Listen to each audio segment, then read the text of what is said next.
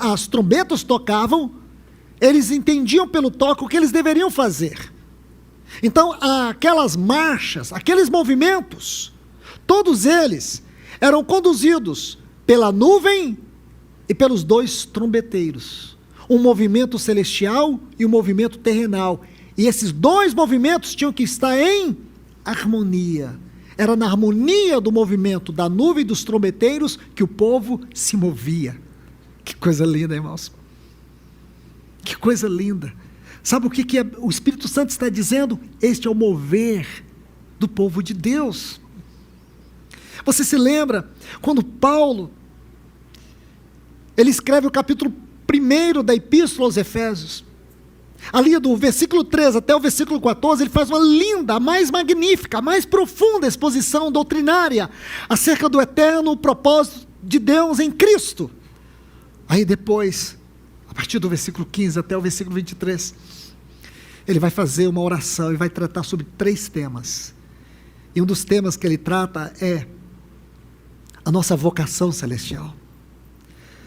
Sabe, irmãos, o que muitos cristãos estão perdendo e têm perdido nesse tempo é o senso da vocação celestial.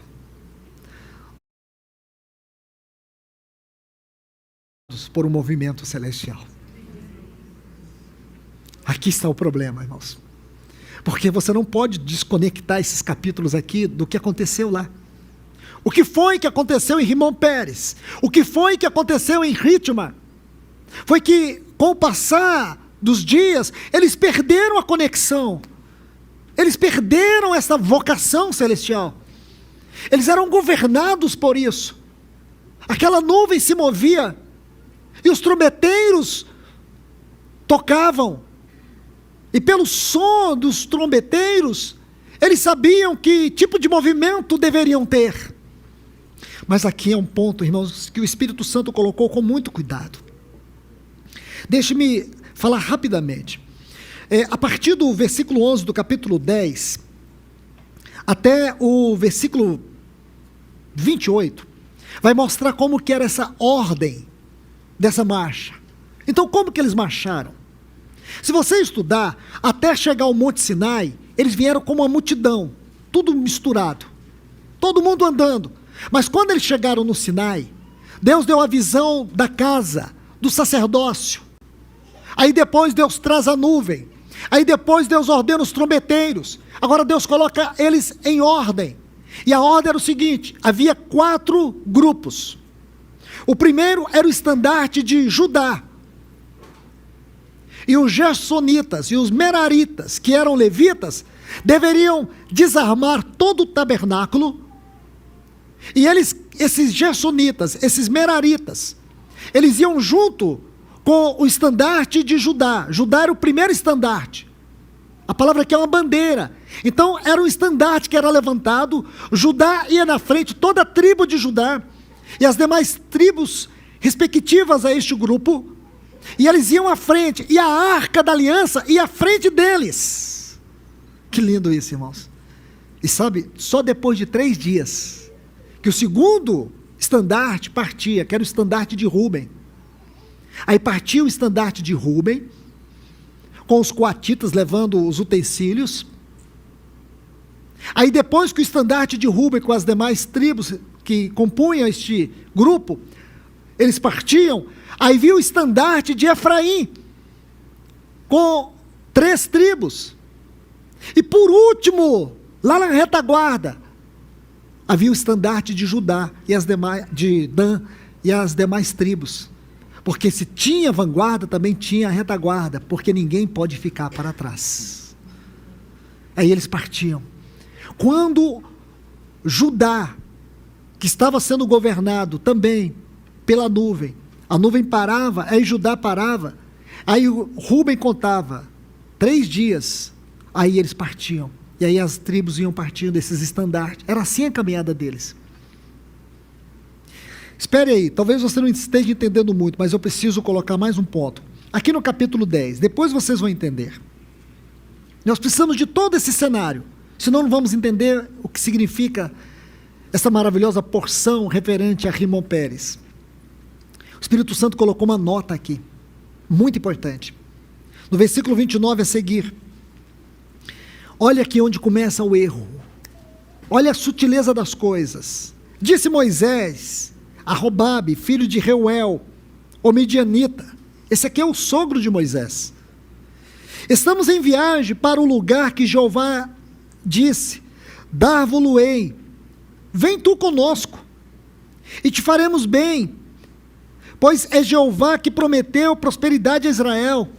Respondeu ele: não irei, mas irei para a minha terra, para a minha parentela.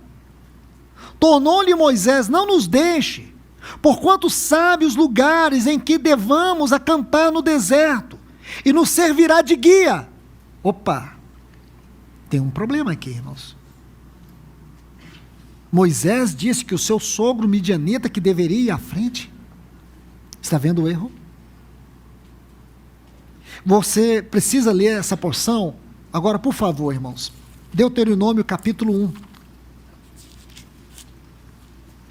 E aqui eu chamo a atenção de vocês, vou fazer uma citação. Uma citação para vocês. Lembre-se, é importante que vocês tenham tudo isso em ordem. Tudo isso em ordem. Se vocês estão notando, vocês precisam guardar essa ordem. Agora, é importante recordar o capítulo 13. Apenas recordar. Lembra o capítulo 13, versículo 1? Disse Jeová. Então, o capítulo 13 nos dá a ideia que foi Deus que disse para Moisés escolher os 12 espias para que eles fossem enviados para olhar, para espiar, para investigar Canaã. Agora vamos saber que não foi Deus. Não foi Deus. Deuteronômio capítulo 1. O versículo 22. Vamos ler com muito cuidado.